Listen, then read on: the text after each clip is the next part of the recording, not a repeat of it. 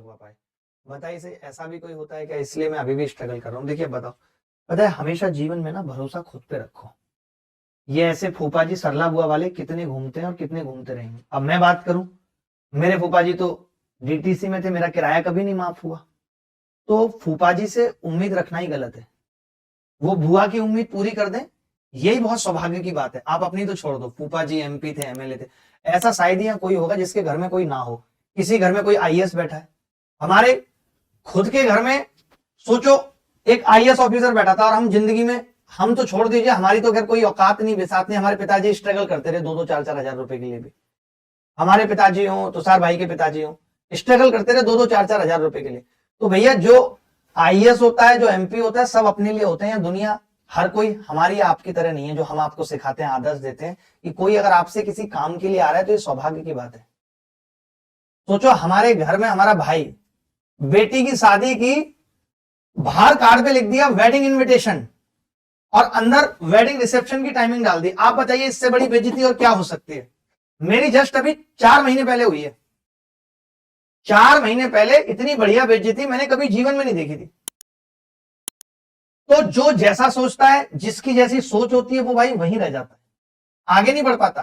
क्योंकि जब अंत समय में यहां लोग जाते हैं ना, तो लोगों को लगता है कि खुश वो लोग होते हैं जो खुशियां बांट रहे थे।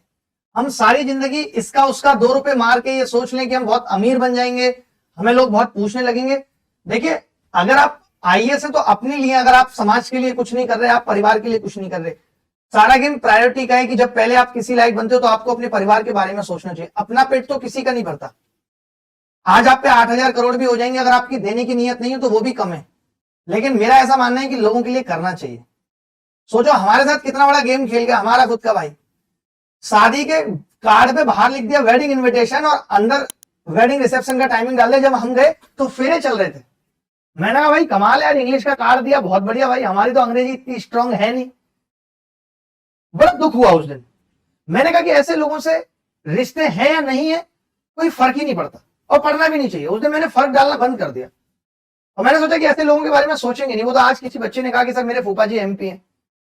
क्योंकि जब हम कुछ नहीं थे तो हमने अपने पिताजी को 2-2 हजार रुपए के लिए भी परेशान होते हुए देखा। बहन का ऑपरेशन कराना है, उस टाइम ये लेजर ऑपरेशन नहीं होते थे, स्टोन हो गई, बहन दर्द से तड़प रही है, पिताजी हमारे दिल्ली आ रहे हैं, उन भाइयों से कि कुछ मदद मिलेगी, और बाहर गार्ड उनको सोसाइटी पे ही रोक दे रहे कि यार साहब तो अभी है नहीं, जब आ जाएंगे तो बता देंगे। पिताजी बताते हैं जाड़ों का वक्त था, इतनी ठंड थी, हम जो सोसाइटी के बाहर बस स्टैंड होता उसी पे सो गए बिना कंबल के कि शायद आएगा तो बुला लेगा। सुबह मिला भाई, भाई इतना वीआईपी है। तो लोग रिश्ते भूल जाते हैं जब वो किसी मुकाम पे पहुंचते हैं तो। लेकिन उनको सच मायनों में मैं बुद्धू समझता हूं, उनको जीवन का बोध नहीं है। उनको लगता है कि लोग उनको वैल्यू दें। क्यों दें? सामने पे लोग आपको दुआ सलाम ठोक देंगे। आज मेरा दर्द बाहर निकल रहा है, सामने पे लोग आपको दुआ सलाम ठोक देंगे, लेकिन इंसान तो हुए जिसके पीछे भी लोग हैं यार उसने बड़ा अच्छा काम किया, जो 10 लोगों के दुख खत्म करने की वजह बना, जिसके वजह से 100 लोगों के चेहरे पे खुशियां आई। इंसान तो वो है। तुम चाहे आईएएस बन जाओ, एमपी बन जाओ, एमएलए बन जाओ, गधा नहीं पूछेगा कोई, अगर सिर्फ तुम अपने बारे में सोचते हो तो। कोई वैल्यू नहीं है इस चीज की।